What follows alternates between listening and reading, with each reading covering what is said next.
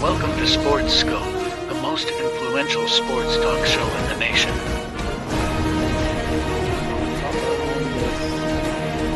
What is today, the 19th? Stay tuned for updates and great sports content.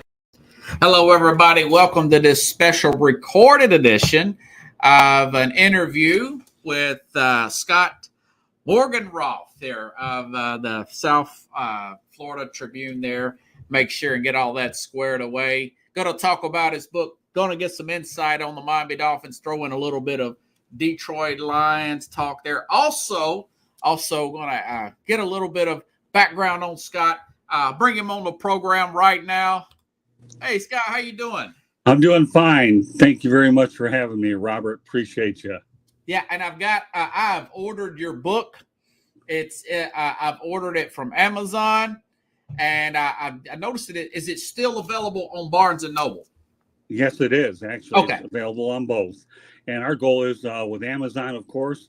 But if those that don't order on Amazon, if you go to Barnes & Noble, our goal is to get it actually inside the store so they can buy it. But right now, they're doing it that way first so that they know we're for real. Okay. Yeah, and I'll get to that in just a little bit. Just wanted to get that out of the way. Let you know I've ordered the book, Lessons from the Microphone by Scott Monaghan. Is that how you say your last name? Morganroth. Morganroth, the way it sounds. Okay. Yeah, you can't never tell about people. No, that's all right. You're good. I had a friend of mine. You've probably seen her on some of my pages here. Sonja Pearson. Her last name. Her name is Sonia, excuse me, but it's spelled Sonja. That's why I asked here. Just want to get a background on you, man. So what got you involved in sports talk? Is it your dad, or where did your love for sports come from? Well, let's put it to you this way. My love from sports came from my dad. Okay. But in Metro Detroit, that's easy when you got four major sports teams there as well. It's not hard and it doesn't hurt that he owns a sporting goods store either, which leads me to play Little League baseball, hockey, and basketball, albeit I played baseball for 6 years. Yeah. And the other sports are just a little cup of coffee is what they are. But he had a sporting goods store. Now, what's interesting about it, and it is in the book, I'm letting you know about it now, is that one time on my birthday, you talk about a great birthday present or what, man? He asked myself and another guy if we wanted to go over to WXYZ Sports Talk just to be a guest over there and just see how it is. The reason why we got in there was because his manager was an executive for USA Hockey, and he had appeared on that show a lot, so we walked in there as guests. Yeah. So as it turns out, the producer, George Eichhorn, liked me so much, he asked me to come in there if I want to be an intern. I said, sure, why not? I mean, this is pretty cool stuff. You're in a major sports town, right? You're at WXYZ Radio, which is the ABC affiliate. ABC. Yes, they do exist out there. Okay. So it was a good little break there. George resigned a week later, and who do you think got thrust into the producer's chair? Me. What was your dad's first love? Baseball? Yeah, you could say that. He loved all of them. He played softball. He played hockey. He played them all, is what he did. Okay. But yeah, mine too. It's really with my dad. Growing up watching football, but he followed baseball. He's still alive. Baseball, basketball, those three main. But his is definitely football, and it seems like that's where a lot of the love or father, air quote, father figure per se. Well, my dad took me to the 1968 World Series when Earl Wilson was on the mound. Unfortunately, the Tigers did lose that game, but did get to a World Series game. Wow. That Tiger Stadium was cool stuff. I don't think my dad ever realized, though, that when I ended up going in to this station, it would turn out to be the way it turned out, that all of a sudden, holy Toledo.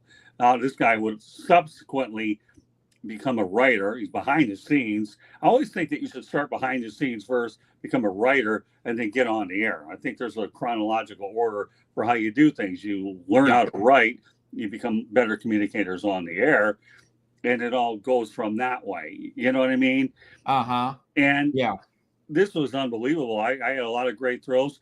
Now, when that show was canceled, George and I stayed in touch, and I followed him everywhere. And now that to this day, now that they were dealing with new media, he's got to rely on me. And so the old media at the beginning, I piggybacked off him a little bit, did a lot of writing for the Detroit Monitor, covered a lot of great events, including 4 Super Bowls, among others, but anytime you're talking 4 Super Bowls, I mean, we're talking 4 Super Bowls, okay? We're not talking about Super Bowl week, okay? That's a different animal for all these young people out there. Well, we went to the Super Bowl. No, all you did was go to the week, for crying out loud. Don't take all the publicity they can get if it's good. But when you get to the 4 Super Bowl games, because I covered the Lions for many, many years, and I developed good relationships, and then when the NFL did a background check on me and they went to the Lions went to bat for me. But, I covered all of the sports, Tigers, Red Wings, Pistons, and the Lions. Yeah. And I've had what years are we talking about here, Scott? You know what? 80s, 90s? I began in 79 was my first break. I moved to Florida, but then we're talking about the 80s, 90s, and into the 2000s is what we have. So it's been constant. I've been in the business, Robert, for 44 years. So I've covered a fair amount of territory. Most of your life. Yeah, pretty much. It's awesome, man. No two ways about it. Yeah. And I was going to ask you that. What brought you to Florida? I got a feeling I know what the answer is, but just I want you to talk for yourself. Well, first of all, this is my second stint here. From 81 to 86, I moved here for school, and I wanted to get away from the cold weather in Michigan. I lived in South Brutal, ain't it? Oh, yeah, no kidding. Tell me about it. But I ended up coming here for about 2.5, 3 years. And my first major interview was with Tommy Lasorda of the Dodgers. Yeah, not a bad first way to start anyways. Yeah. And believe it or not, I ultimately interviewed O.J. Simpson and a lot of other big names, which are mentioned in the book. Yes. So, but I worked at a paper called the Hallandale Digest, a weekly. And then I made a lateral move up to Tampa, where I went to the Tampa Tribune and worked there before I subsequently went back to Detroit. I had a stint in North Carolina in baseball as a director of public relations, was up in Michigan for a while, and then went to Arizona, and now back here in Florida. So what brought me back to Florida second stint is to be close to my parents, because they were getting up there in age, and I wanted to spend a lot of the quality time that I had missed with them when I was away, and now it was an opportunity to return and hang out and steal a few memories and all that. Yeah. I don't. It's funny. I told you when I was on the show with Ralph Williams. I was down in Tampa, possibly looking to relocate just this past May. Mm-hmm. Scott, I live in Nashville. We've had 2 7-inch snowstorms in the last 3 years. It's put us down about a week. I can't imagine. And I'm frustrated with that. I'm a medical carrier during the day. Mm-hmm. They guilt trip us to go out here in this snow. We're not nowhere near as good as Michigan is at getting the snow off the ground. I got tired of it, Only reason I'm staying here because I'm putting the money, because it's pretty expensive to live in outside of Tampa area. We're talking $400 to $500 more a month. I'm just putting that into this program. But that warm weather, and the people are pretty friendly down there. There's a myth that, you got a lot of rude people from the Northeast. People are very friendly there in Tampa. They're Midwest people. What do you expect? I mean, come on, seriously. When you're dealing with people on my side of the state, you get a steady diet of people from New York, New Jersey, Philadelphia area. So, they're not considered, I'll send you a Christmas card right away. I might go out there and try to stick it to you. But I call this area in South Florida called MAD, M-A-D, Hatton. Okay. So not Manhattan, Mad Hatton. Okay. You live in what, Deerfield Beach area? Yeah, I do. Yeah, I don't mind it here. If these people want to get rude to me, I just go ahead and get ruder and louder. And the ruder and louder I get, what ends up happening is they leave me alone. Because I'm the Motor City Mad Mouth, not Motor City Mild Mouth. Yeah, but quite frankly, the rudest people were in the airport. The people around town in Tampa. This lady at Walgreens, she was very helpful with me. Lady at the fast food restaurant, the hotel, apartment managers, friendly. You go to that airport, TSA, it's a total madhouse. Right. Yeah, but you know what? The people from Tampa, I'm a University of South Florida graduate. I graduated there in '86. I was there for a couple of years and got my BA degree in communication. I enjoyed those couple of years. Plus, I worked at Tampa Tribune and gained some valuable newspaper experience on a daily basis dealing with deadlines. So I enjoyed my time in both places. I just so happened to be here, and I enjoy it. It doesn't matter. The only thing I don't like about Tampa is some of the traffic on 275 from Tampa to St. Petersburg. Oh my God, that's terrible. I don't mind Clearwater. That's exactly where I went. I wanted to see where the Rays play. Beautiful, beautiful St. Petersburg. They said it's the sunniest city in the whole state. I read that. It's a little town. I mean, it ain't nothing, but I still think the Rays belong in Hillsborough County and Tampa, not there in St. Petersburg. It's a little bit of a drive, to say the least. Yeah, but it's not only that. I mean, forget St. Petersburg. I think you should be in Tampa, and they should build the stadium right next to where the new stadium is right now. I believe they call Raymond James. Yeah. So but they're not going to listen to me, and I don't care. I live in Miami, where the Marlins play on the old side of the Orange Bowl, which is still a pitiful location when they could have built it on the side of Hard Rock Stadium with all that land. But we're talking about Florida. Anything that could be political and is it right comes here. Let's face reality. Yes. South Florida is known for scams too. It's not all bikinis and all that other business. Sunny place with shady people. In some cases, right, Scott? But it's true. I mean, it is. Yeah.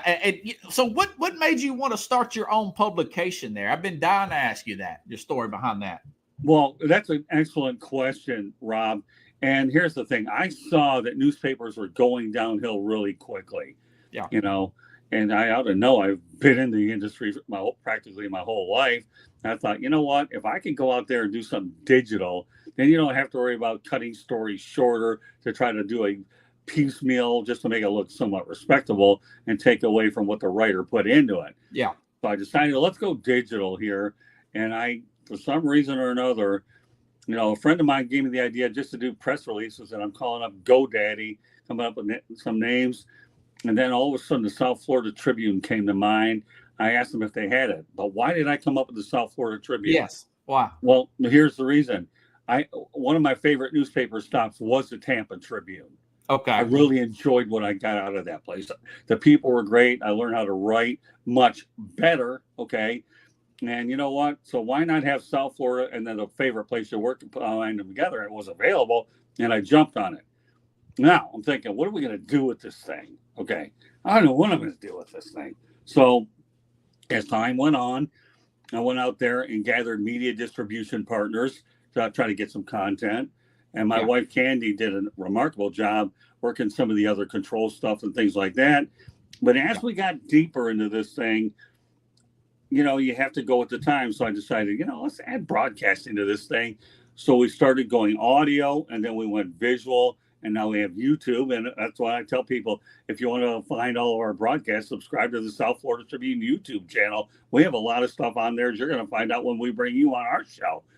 So it's South Florida Tribune YouTube channel is free to subscribe. But so we went from just strictly digital now to working with people's shorter attention spans. You want to read a whole long article, or do you want it to be slightly reduced, stick a video in there, hit the click button, and then we don't worry about this comic quote he added, he said, she said, and all that business. You know what I mean? Yes. My shorts are getting more views than my whole program. People are shorter and shorter attention span, Scott. Well, no question about it. I cover the Miami Hurricanes, the Florida Atlantic University Owls, the Miami Marlins. And, while we love doing the podcast at night, we do a lot of damage when we're over at the games. When we put these videos and record them, upload them to the YouTube channel, you'd be surprised how many hits you end up getting. Yeah. So, for example, a 6.5-minute interview with Xavier Restrepo of the University of Miami. You'll hear that name this year a lot. Ended up getting me over 2,100 views. 2,100. Nice. I had another one with Don Mattingly when I talked about Shohei Ohtani that got over 1,700. So, it wasn't very long, and which confines with the shorter attention span. So what we really want to do with the podcast is, if I write a story, it's another piece, a tool to stick it right in the story. Because nowadays media access is getting more and more reduced. So you have to find some sort of audio or visual to insert in there so you're able to do the club justice and us justice as well. And I talk about a lot of that in my book, and I'm going to be writing a sequel at the end of the year, which will wrap up the Lessons from the Microphone series. And then I'll work on a couple of other books, one of which will be a baseball book and another one which will be a children's book. I'm hoping to have all that done by the end of next year. But the sequel, I'll be doing the outlining probably in early August. And then I'm going to be using the holidays to try to crank the other one up, which will be a lot smaller than the first one. You know who you acknowledge the first time. Now it's about updating it a little bit about what you've done with streaming and some of the key TV deals and the buyouts and all that business. So, but you got to be able to, what I'm saying, you got to be able to combine the best of digital media in a written form and try to go ahead and provide audio and visual to complete the ability to give the follower, fan, whatever, what they want. And that's to be able to hear it, see it, and read it. Yes. Yeah. And it's so much easier now for the everyday person to go independent. Guys like me and you, of course, I got the StreamYard.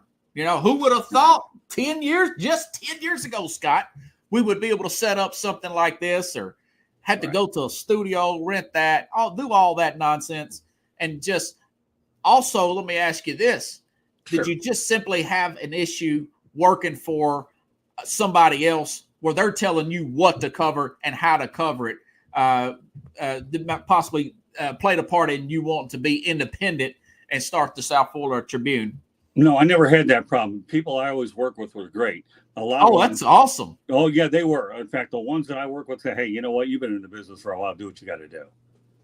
But then again, you're talking decades worth of this stuff, right? Yeah. So who's going to question somebody? Now, if I didn't have a lot of those cutthroat editors, and even at the Tribune when I was working on a daily paper doing high school sports is tough to cover, particularly football, because you're taking your own stats, and who knows whose stats are right. So you do the best you can to get it right, because here's the thing. Those stats go on record with a paper, and that's when the recruiting places get involved and all the schools. So covering high school football is one of the toughest things I've ever had to do, but it builds a lot of character.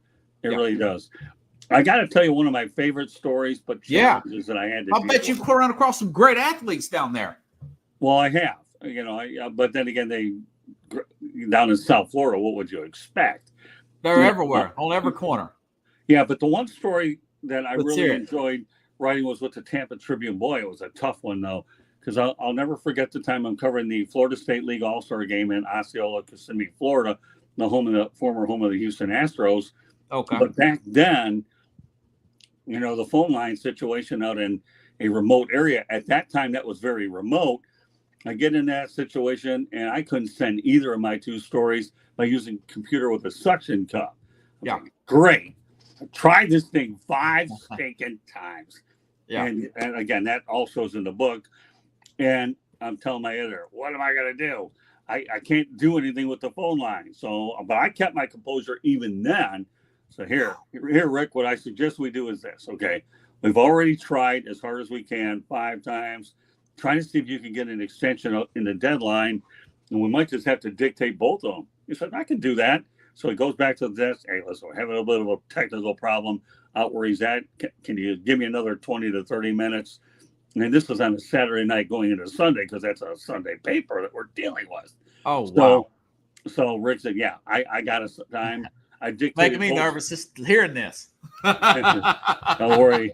If you were younger and you had to deal with it, it would have been a whole lot worse. So what happened was I dictated both stories. And yes, that I could have put a famous picture of another person in there, but I didn't, because I wanted you to see the actual article, what I had to do, where it was boxed up in there as a lesson for people to learn about the pressure on the road.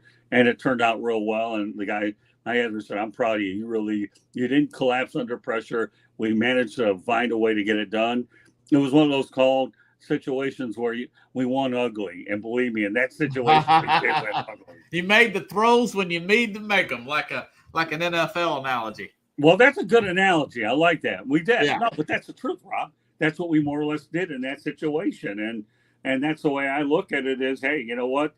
If you can't stand the heat, get out of the kitchen. But My late Aunt Judy always said to me, Scott, I don't know how you do this, but it seems like she said, I crack, but I thrive. You thrive under pressure and you like it. Well, sure I do. I mean, everybody else would melt and you just, you know. You like Brady. You just rise to the occasion. Yeah, I like to call me a gunslinger, but you know what? My wife calls me a crazy man because when I drive, I get stronger at night where most people wear down. And that's when I figure, oh, I can blow these people off the road. There's no traffic. And, you know, did you realize that there's 12 commandments and not 10? Man. Did you? Say that again. There's 12 commandments and not 10. Oh, what's the 12 commandments? What's the other two? The other two are thou shalt not overpay and thou shalt not get caught. Thou shalt not get caught? And thou shalt not overpay. Oh, you know what I thought you was going to say? What? It's easier to ask for forgiveness than ask for permission. And I didn't think Moses wouldn't have come across these two. He was too ethical. I'm whatever you want to call me after your viewers get when they get a deal with me. But no, it's one of those deals where, you know what, I like pressure. I think pressure molds who you are. Yes. And, you know, I think when I wrote this book, and I knew I thought about doing something like this. This is a type of book that talks about old school media versus new school media. How it was back in the day when you dealt with the FCC. It isn't all sports, by the way. There's a lot of non-news components in it, you know, as well. So, I mean, a lot of it is sports. But when you get into it, say, wow, I never realized this kind of stuff. I mean, and I'm not going to give it all away. I want people to say, I want to bring you back on after I read it and ask some more questions just to entice people to buy that book even more. I think that'll be an excellent interview, man. Listen, Rob, anytime you want to bring me on, you know, as long as you get me in this 6 o'clock neighborhood, I'll come on all day long. I love talking to you. I enjoyed it when we were on Ralph's show. And now here we get to do our own deal tonight. I think it's in the eyes of Dick Vitale, awesome, baby. Yeah, and I have boy, he's a fighter, ain't he? Yeah, but you know what? There's an interesting story about Dick Vitale. We worked at the same station back in the day when I broke into the business. What year are we talking about here? We're talking 79, 80. There you go, audience. Yeah, but he was working for the University of Detroit Titans basketball team at the time. And, you know, he had a show because at that time they got to promote any way they can. So he ends up, you know, for us. And he lives in Sarasota, and I caught up with him a couple of times. Oh, he remembered me. I mean, you know, you have a loudmouth young kid like me, brash, breaking it, but he liked me. He said, "You're pizzazz, you got, you know, energy and all that." Of course, I still have it, and I'm in my 60s now. Hey, Scott, baby, how you doing, kid? Yeah, kind of like that, really. But we have a pretty good show. Yeah, he remembered. No, he remembered. How do you forget this face and his voice? Am I? You got a picture of Bob Ryan from the Boston Globe. How do you know Bob Ryan? How'd that relationship develop? Yeah, with Bob, I ended up meeting him many years ago over at the Palace of Auburn Hills when the draft was there. And then I caught up with him again at the National Sports Media Association. Okay. And we've been, Bob's just great. We're just good friends as what we are. He's like a mentor of sorts. So I had a chance to catch up with him last week, and I gave him a copy of the book because he's in it. See, folks, I mean, that is awesome. I can't wait to read this thing. I ordered it this morning.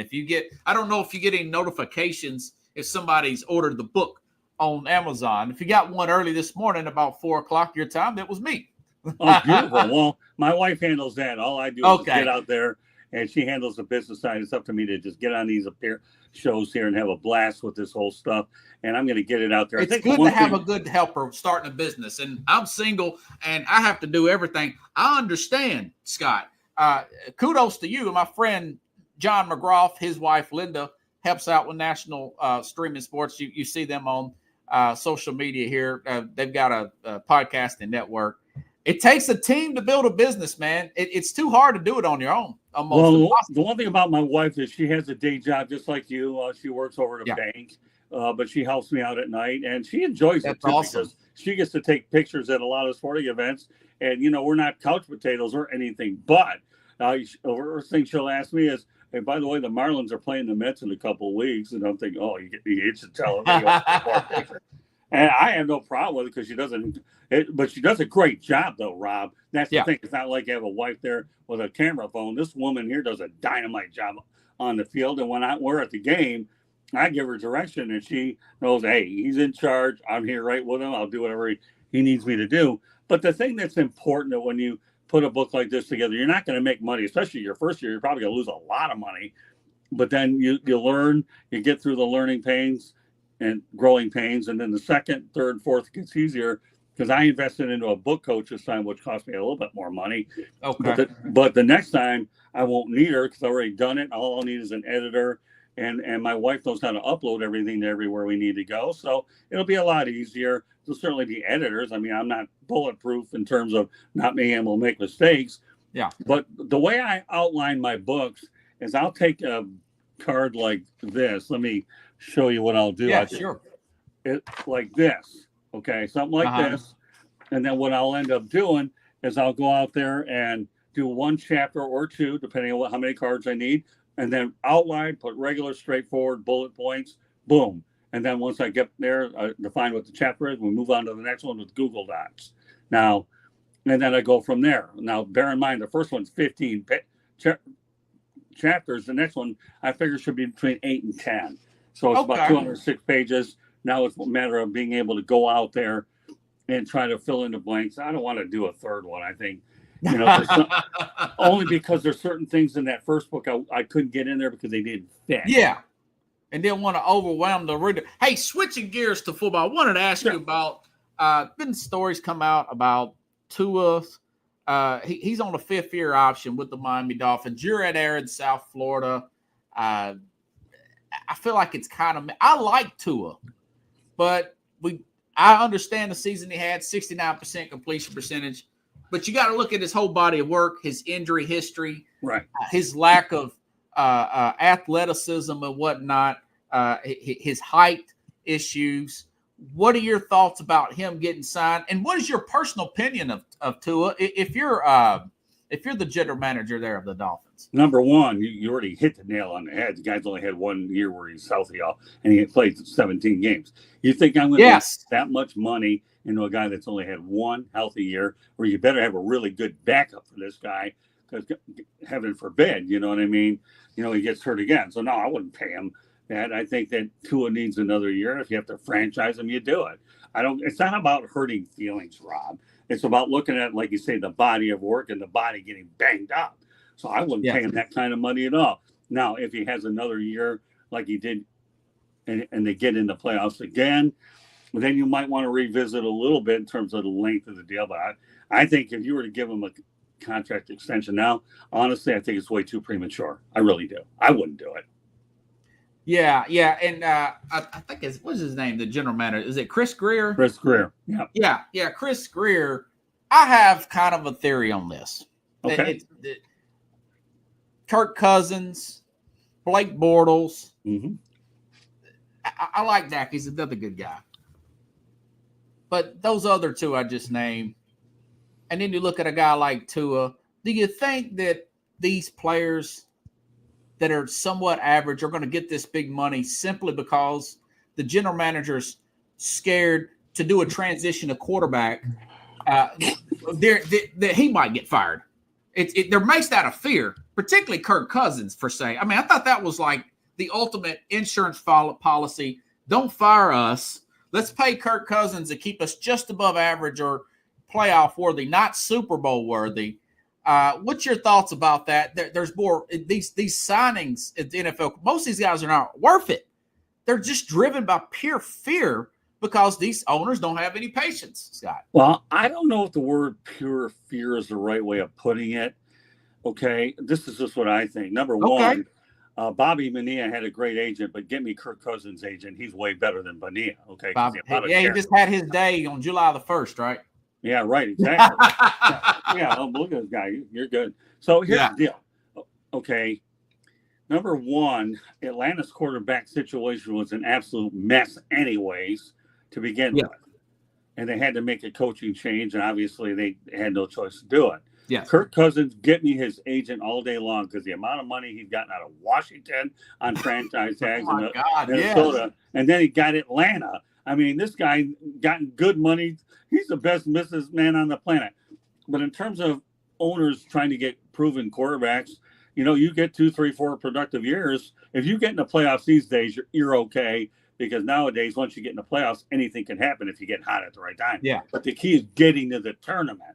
Now, I think the one thing where so many people are messing up, you can't put these young quarterbacks in the first year, although many of them are impatient and will do it. You cannot do that, because what will happen is if they fail, try building their confidence back up. So ideally, when I was growing up watching the game, to me, I think the average situation was about 1 or 2 years. I mean, like Green Bay, for example. I'm just going to say Jordan Love, Aaron Rodgers both sit out for 3 years. Exactly. Is Jordan Love going to make it? I think he is. Yeah, but I wouldn't pay him $55 million a year. That's true. Seriously. That's true. And there's an He's got to do it organization. 2 full years. Well, it doesn't matter. I mean, let me see what this guy does in 2 or 3 years. I say just franchise the guy and see what's what. He doesn't like it, too bad. I mean, Brett Favre was in there for a while. Aaron sat. Aaron was in there for a while. Jordan Love is going to sit, and we'll see what he does. You got to remember, though, I think a lot of the passing stats are so deceiving because you can't hand check anymore, and you cannot go out there and do the things you have to do. So it's obviously an air-driven game than it used to be. I used to think that Dan Marino's record was unbreakable, but now what is he, 8 or 10 on the food chain down there? Yeah, me too. And yet I think he has the greatest, quickest release I've ever seen. Yes. And of course, Don Shula surrounded him with good receivers. And again, I don't care what any era you're in, you need to be surrounded with good targets. So, all these quarterbacks, I think what's going to end up happening is you're going to see a salary cap on quarterbacks is what you're going to do down the road. Okay. And I'm not worried about the other players, but at some point you have to cap it. So I've talked about that on this program. Now, are you talking a cap just for quarterbacks or quarterbacks not affecting the cap, Scott? No, I would say that you're going to have a salary cap on quarterbacks, period. Okay. That's what I'm saying. And again, and then you'll know what you have there, and then and of course wherever the cap is for the team itself. Yeah. But you can't sit here and get yourself in quarterback debt. Yes. Especially guys that think they deserve it way earlier. Just because you get one great year, all of a sudden I'm king of the castle and you guys are the dirty rascal. Don't expect me to sing on your future show because I'm probably awful anyways, and you'll need a Memorex glass to make sure you don't break where you're at. But I think that's what it's going to come down to. I really do. The quarterback, the owners see it, they know it. But I think before the owners start worrying about any of that, I think what you're going to find out is let's find different ways of getting more revenue streams, which we know are a result of streaming. And then, of course, the ultimate pay here will be the 18-game schedule, and then they're going to talk about it. It all comes down to the collective bargaining agreement. Let's just go out there and nibble away what we can get, and then boom, because then you have more money out there with an 18-game schedule, which I knew that they were, once they went from 16 to 17, they were going to 18. So they had to make concessions here and there. Do you see them adding another bye in there, Scott? Oh, yes, I do. Okay. Yeah, you have to. And I see them adding another 4 overseas game as well, because after all, they're trying to grow the game globally. NFL's done a marvelous job doing that. They really, really have. So I think that's what you're looking at down the road. And I expect you, when you bring me on these shows again, boy, you called that one, Scott. You definitely called this one, too. You called that one. Well, when you know the way the NFL does business, okay?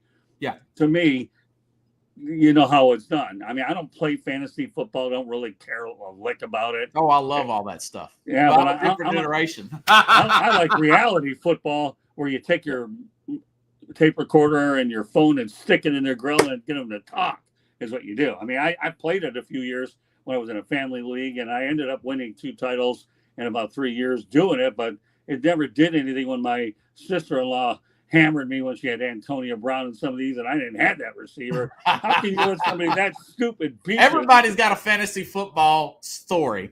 Yeah.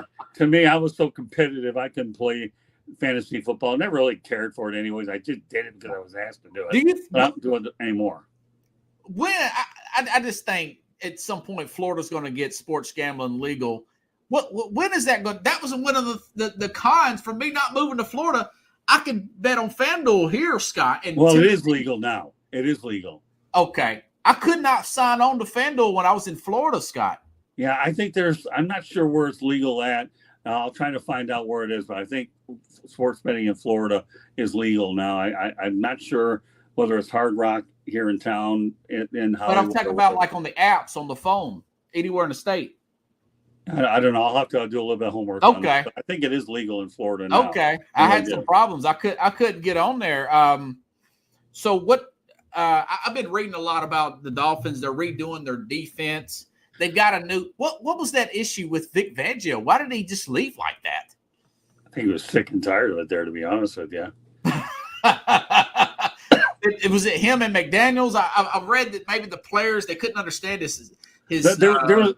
There was a disconnect somewhere, and he ended up going to Philadelphia. He's going to be there. In fact, in Philadelphia, you're looking at an interesting situation. You got two new coordinators. You got Vic Fangio, and then you also have Kellen Moore over there. So they bring their coordinators up there. So, I think it was inevitable there was going to be a departure, and it did take place. So I say, but you got to remember one thing about Vic Fangio. We're old school. So is he.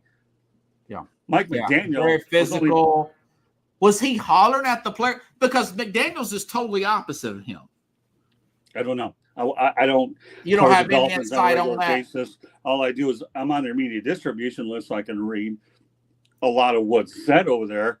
But again, nowadays, as I have taken on this digital publication, I would like to tell you that I could be a beat writer for any team. I don't have time. I'm lucky to get out to 1 or 2 games a week if I'm really, really lucky.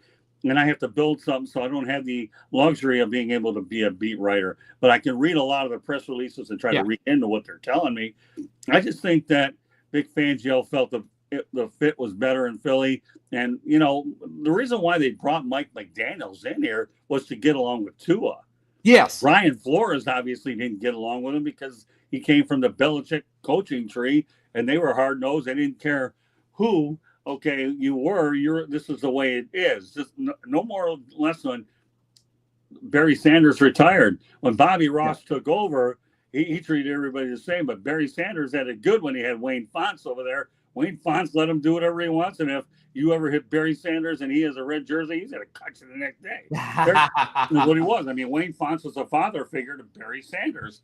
So, again, it comes down to certain ways of communicating. But the only reason McDaniel got hired was 2 reasons. One, he was a good offensive coach, but he wasn't a coordinator. And number 2, you knew he was going to get along with your franchise quarterback, or you'd have to. There was a time when the Dolphins talked about getting Deshaun Watson. Boy, how smart they were that one fell through. Wow. Yeah. Yes, I do remember that, Scott. What do you think about this Anthony Weaver, this guy, defensive line coach, I think, from Baltimore they brought over? Well, anytime you bring in a defensive coach from Baltimore, Rob, you can't do that bad because they've always had good defenses up there. Well, we think just alike, man. I never want to put my thoughts in your head. I just said, let him decide. And that's what I think. Great minds think alike, GMTA. Even Kenny Albert knew that when I talked to him last week. But he didn't know another one I threw at him called SCP. So what is that? See, I taught Kenny Albert last week. Did you really? Yeah, slow down, think and proceed. I've never heard that one. Yeah, but you got me on GMTA. And I'm working on trying to get him on a show. We'll see how that plays out. Oh, wow. I don't know if I can do it. I guess you've met Marv, too. No, I never did meet Marv Albert, but Kenny's that's my favorite NBA guy of all time, Oh, yeah. Well, actually, believe it or not, my favorite NBA guy of all time many years ago was Brent Musburger. Oh, yeah. I love watching Brent. Yeah. NBA games. Gary Bender was also pretty good too. Yeah. So is this Dolphin? I think this Dolphin team's gonna come up short this year. I think they're a little finesse, but it's hard to tell. What's your thoughts on Dolphins? Are they gonna make the playoffs this year? You know what? I never had a lot of faith in them last year because they always seem to fall apart during the cold weather months. In January. So what makes you think I'm going to feel any different? So they proved to me. And they lost a lot of key players this year. So I would think that the Dolphins record would be between 9-8, 8-9. And I do believe they're going to fall short. Wow. I mean, we are just on the same wavelength. I thought you might have had some kind of bold prediction. Tyreek Hill's getting paid a ton. They just re-signed Waddle. they just want to be a speed team. But like you said, you got to win in January, Scott. Yeah, but let me ask you a question. What good is all that offense if you can't stop anybody? Right. They struggle You ever with heard of that teams. You ever heard of that offense called the run and shoot? Years ago? Yeah. Well, the run and shoot, when you outscored everybody, you couldn't stop anybody. How many teams won a Super Bowl with the run and shoot? Yeah. Well, look where Cliff Kingsbury is. Well, that's true too. But a similar type of offense where you'd run in, you're real finesse, you rise up early and you fall late. That's true. But how many teams actually won with the run and shoot? Nobody did. It was good to put. It was an exciting offense, but the problem is you didn't employ tight ends. All of a sudden, your quarterback getting killed out there. But if you get the ball, you have a good track meet from start to finish is what you had. So, again, I've always been a firm believer that defense wins championships. Nowadays, you have to have good offenses to get there. But, why do you think everybody's trying to hire that sexy offensive coordinator to try to become that guy? But there's no real path to winning a championship. You have to communicate really well. But, look at Mike Tomlin. I think he's one of the best coaches that the Steelers let him go. He'd have had a job that fast. And you know what's so good about Tomlin? You would need the Rooney Rule because he is the minority. But he knocked it out of the park. That being said, I like Tomlin, but here lately he's just good. He's just good enough not to get fired. And of course, our mutual friend Ralph Williams, he thinks the same. Well, you know what? The Steelers don't fire a lot of coaches, and they know that 3 coaches since '69. Go figure. Right. But they know that. Here's my philosophy about coaching firings. Okay. If you don't have anybody better lined up, you better stick with what you have. Especially when somebody else out the door will be lining up to get this guy, and then you say, "Oh, I made a mistake." Yeah, that is true. You're from Detroit. Today is what, July the 9th. Yeah. As of July the 9th, I think the Lions are going to the Super Bowl. They were in the NFC Championship game last year. Think back to 2008. What did they go? 0-16, 2007. Yeah, I try to forget about that, but we're glad we got company with the Cleveland Browns. Could you imagine? Yes. What's your thoughts on this surge in the Detroit Lions? This is so exciting. Well, here's the thing, okay? I'm glad that they were able to get to the NFC Championship game because they were able to get rid of a monkey out there back about not winning a playoff game in a while. Speaking of which, the Dolphins haven't won one in like 24 years either. Oh, my. See, they haven't won one in 24 years. So, but back to the Lions, okay? Yeah. They finally have built the culture. Well, the guy behind the scenes that you don't hear much about is Chris Spielman, okay? He's quietly behind the scenes. Brad Holmes is a modern version of Einstein, and Dan Campbell, to me, was actually an interim coach in Miami. It was like 5-7, but he wasn't good enough for the Dolphins job. I thought he was going to be terrible, didn't you? I wasn't sure what to get out of him. Oh, okay. But he ended up going over to New Orleans, working with Sean Payton, and he begged for this job. And you know what? He's done a good job with the Lions. Now, I'm guarded against hoping they'll get to the Super Bowl because you want to make sure that Jared Goff is healthy. And if he gets hurt, they're in trouble. So now what you have to do is you have to make sure Hendon Hooker, who's probably going to be their backup quarterback, gets as many reps as he can during training camp. He's a Tennessee guy. You guys know him all too well. Yes. I thought he was going to succeed Goff, but are you okay with that extension of Goff? Absolutely. Okay. Yeah, same here. Oh, yeah. I mean, the guy's won for you. At one point, we thought he was a bridge quarterback, but all he did was just go out there and win. And when all you do is win, the Lions don't want to be known as a team where now we got a quarterback, okay, who's actually got us further in the playoffs than Matt Stafford. And I love Matt Stafford, don't get me wrong. I really, really do. Yeah. But he won a couple – he's a folk hero there. He wasn't appreciated in L.A. He goes to Detroit, and look what he's done. So, yeah, I think they had to make the move. And if you're going to change the culture of an organization which has been indigent for a long time, what you have to do, pay the players that deserve the money. And they made a lot of those commitments during the offseason. I don't have to get into all the details of them. We all know by now who they are. Although Penei Sewell wasn't a sexy pick when they drafted him. Everybody wanted those receivers, but the Lions built the offensive line. You pick up a guy like Amon St. Brown who's mad at everybody. In the 4th round. Right, exactly. So now he's angry as can be. And then you start adding more and more pieces, and look what you have here. So I'm going to be guarded. I hope they do get to the Super Bowl. and Aiden Hutchinson was a great player. Again, we're talking defense, and that's where Jacksonville messed up because they could have had him, but they didn't. But sometimes yes, luck goes your way. Jacksonville's general manager may be the big letdown. They took a guy, I can't remember his name off the top, out of Georgia. Yeah, right. I know who you're. Was it Walker? Yes. And he's a speed guy, but he wasn't a pure pass rusher like Hutchinson. It's just moves like that. So you're saying Spillman deserves the credit over Holmes, or they're just working all together as just a police? They're like the Ravens. Well, I mean, let me ask you a question. Who hired Holmes? Oh, was it Spillman? Well, who had a hand in that hiring?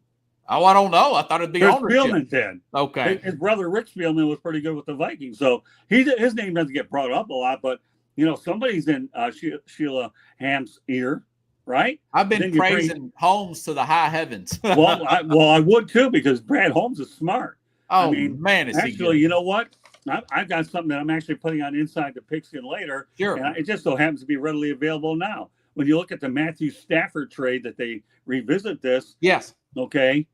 Here's what we've got. The Rams get Matthew Stafford out of it, right? Won the Super Bowl. Worked out well, got right? the Super Bowl. So who did the Lions get? You ready? Let's hear it. All right. Jared Goff worked out pretty well, right? Yes. Jameson Williams. Ever heard of him? Pretty good. Yeah. Okay. Yeah. I think he could break out this year. All right, but let me go over each of these. Sure. Let's do it. Ifeatu Melifonwa, whatever. He's also in there. You've got Josh Pascal, that was 21 in 2021, 101st overall. Josh Pascal, 2022, number 46 overall. Jameer Gibbs, you ever heard of him? Pretty good, right? Yeah. And what about Sam Laporta? Ever heard of him? Pretty good, right? Rookie, he's right. And then you traded your tight end. Well, I got one more. Hold on. Go ahead. Yeah. You got Broderick Martin, right? 2023, 96 overall. So you got 7 players for Matthew Stafford. What does this remind me of? That Herschel Walker trade that Jimmy Johnson swindled the Minnesota Vikings to get all those players. Now, will this lead to a Super Bowl? No, but if the Rams got their Super Bowl with Stafford, the Lions got playoff wins and then some with Jared Goff, and you have all these extra pieces there. You got a running back, and you have a tight end, and you have a wide receiver, all in that particular trade. So when you talk about the fact that it was a collective effort between Dan Campbell, obviously got to coach these guys, and they were 3-13-1 their first year. Everybody was nervous. So just cool down. That's why they gave him a 6-year contract. Because you have to understand about Detroit is that if you're a head coach there, you don't get up, and you fail there because they're so patient, you don't get another head coaching job. So Dan Campbell was risking his Ain't that career. the truth? Huh? Ain't that the truth? Would you call this trade a draw right now? Who gets the advantage? Or did you just say the Rams because they won it all? No. Actually, I think it is probably a coin toss, but that could end up leaning the Lions' way if they win a Super Bowl. Me too. Because you end up getting 7 players for the price of 1. Now, I remember years ago when we used to have the entertainment book, you get 2 for 1, but nobody said anything about 7 for 1. That's a great point. I'm still Sam Laporta. The sky is the limit for him. Gibbs could be a potential MVP type of.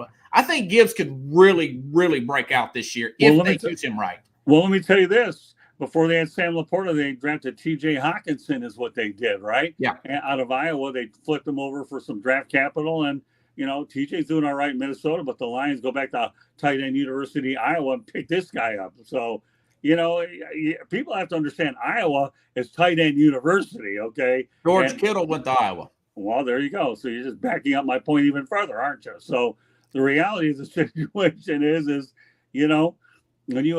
I was once told by a Dodgers executive, I think it was actually Al Campanis in 81. Forget about the other stuff that subsequently took place. But he told me there's 3 ways to look at a trade. One of them, immediate, midterm, and long-term. Yeah, that's true. And you got to have patience as a general manager. What's your thoughts on that Hawkinson trade? I thought the Lions are crazy for doing this.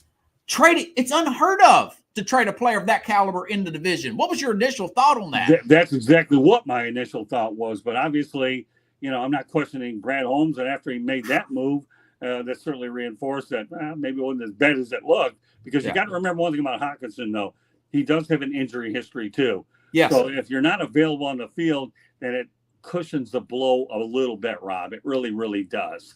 But I was wondering I wonder if the Lions are throwing in towel, but no, there was a lot more to that situation that met the eye for sure. Yeah, I'm just astounded by that.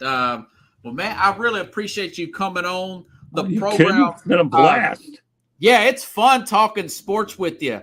You mentioned something about I would love to bring Dawn Davenport on. We talked about that. Yeah, I don't have any contact with her right now. I really don't. Okay. The only way that I could probably get to her is if I reached out to her, but I don't know when I'm going to get to Tennessee right away. But, I do have a guy, though, I'm going to put you on with. He's one of my proteges. His name is Spencer Maxwell Thompson. Out of Franklin, right? Yeah. This kid, and he's out of the University of Alabama. Where he got his BA degree over at Middle Tennessee State, which is right around the corner from you, right? Yeah, about 25 miles down the road. Right, and now he's in Alabama. But I've already told Spencer about you, so I think this is a young stud. I guarantee you won't be disappointed when you put this guy on. Jamar Gibbs of Sports Talk. He's more of a play-by-play broadcaster, but he's getting better at Sports Talk if you give him the right type of things to talk about. But this kid here is developing under me, and he went to the NSMA and spent an entire weekend with me. I came up with this idea he came up with the idea of bulldozer marketing, and he'll explain to you that down the road. But I'd love to be able to do that. I just haven't really been in touch with her a long time since I saw her. But should I ever come in contact with her, I won't. Yeah, she works local radio around here. Yeah. Well, what you could do if you really want to get her on bad enough is I would just contact the stadium, introduce yourself to who she is, and I'm sure she'd have no problem going out there and coming out. Did I drop Scott Morganroth to her? Yeah, you just say Scott Morganroth, NSMA member. You can do that. She'd probably remember. I have a photo with her way back when. But she's a nice lady. She really, really is. And, but I don't think it'd be harder to get her on. Just reach out to her and say, hey, I had a guy from NSMA that was on. I met him through somebody else. Can you spare me whatever time you have? And whatever she can give you, she'll probably do it. She's a really nice lady. I don't think it's going to be as hard as you think it is, Rob. I really don't. That's awesome, Scott. Now plug your shows, man. We got the book here. You're busy all the time. I see you on the computer 7 days a week sometimes. Well, I am on 7 days a week, but that's just part of the business. A lot of my top shows include Inside the Pigskin, which is actually on tonight where we do talk all football. So if you have a chance to go ahead and watch it or listen to it later, by all means do it. I might be giving you more information so you can carry it on future shows. Sure. With that one. On Monday night. And that's 8 p.m. Eastern, right? That is correct. Okay. Well, actually, tonight's show with the football is around 8:30. We have former 8:30. Yeah, for Inside the Pigskin. Now we have former NFL assistant coach John Bonamago that comes on, and former NFL running back Melfar Jr., who are regulars on the program. And they are on with me every week. Monday night, I have 108 Stitches baseball talk because my passion's always baseball anyways. Okay. So that's neat. I have the Sports Exchange, which is my premium sports show on Wednesday night around 9 o'clock Eastern time. I also have the Motor City Mad Mouse show, which fluctuates between my network and No Filter Network. So it's going to be. What does that pertain of? Those are mainly one-on-one interviews is what they are. I love doing one-on-one interviews. One of my big goals was to do play-by-play. I haven't given up on that down the road. Plus, I like to go out there and I like doing play-by-play and public speaking, but I haven't given up on either. I need another year and a half to be able to put books together, and then I'll have to see where we are. And then we'll have to find out where the axis is so I know that when I make the transition, Rob, I'll be able to make the transition in a manner that I'm ready to do that and back off game coverage. Another one that we do, I don't go on it as much, but Ralph Williams is on there, is Fire Up. I go on from time to time, but when the time comes and you go on that show, I will be on there, I promise. And I'll get fired up talking NFL, man. Oh, no, I got news for you. When we bring you on, it will be a football show. It was great last time. Yeah, back in June, yeah. Oh, yeah, don't worry. The plot will thicken, that's for sure. But every now and then I'll double up on a show if I feel like. What is the name of your channel? Is it the South Florida South Florida Tribune YouTube channel? Okay. Just want the audience to make sure they got that. Yeah. Yeah. So if you haven't subscribed, which I think you have already. Yeah, I have. Yes. What's that? Yes, yeah. But I didn't know if you had. A lot of people got different channels for whatever. Okay, good. I like to keep it one, and then all the shows run through the main umbrella and go there. South Florida Tribune YouTube channel. It has all of my different shows on there. It does, and I'd rather do it that way. It's a lot easier for people to find it that way. Yes. My Twitter stuff is at Tribune South, so a lot of the stuff that you're seeing there on the computer is through Tribune South on there. And of course, we're Facebook friends, so I get a lot of that up there as well. Yes, and I've always repost your stuff on the Twitter X app. So I appreciate that. 5,000 followers. I mean, it seems like you're doing really well with that. Well, I'm trying to do much better, but I haven't had time to focus on Twitter as much. 4,300 is not bad. I'm not complaining. Yeah. Would I like to get it more? Yeah, but I have to remember I do some Instagram stuff, but I live on LinkedIn because I'm looking to get top-notch guests is what I'm looking to get. And between LinkedIn, Twitter, I find some, and Facebook, I know I have no problem, and some of the people I've known for a long time. So, I think even when I do NSMA a little bit, I'm going to go back to LA within a year or two so I can get back and penetrate that market as well. So I like to, I'm not the most stationary target on the planet, as you've noticed with my social media stuff. Yeah, you're a good route runner, man. I wish I had the knees for it, but yeah, I think. But once again, everything runs to the South Florida Tribune YouTube channel. But this is my pride and joy. This is 44 years worth of work, and when I write the second one, I am excited as you can be to make sure that we go out there and do what we have to do to fill in the blanks of what we didn't, because you're going to learn as much in the second one as you did the first. Because I'm carefully, mentally figuring out what I'm going to do. And then when I put that outline together, the writing shouldn't be as difficult because I know what I put in there before. I know the format and, of course, how we end up going through the process. So I'm glad. Thanks for getting it. Yes. Refer it. And I hope you also give it a good review on Amazon as well. Yes. Yeah, I will. How many pages is that? About what, 350? No, this one's 206. Okay, I might be able to speed read that thing then. Well, knowing you the way you are, the way we both speed talk, you won't have no problem speed reading.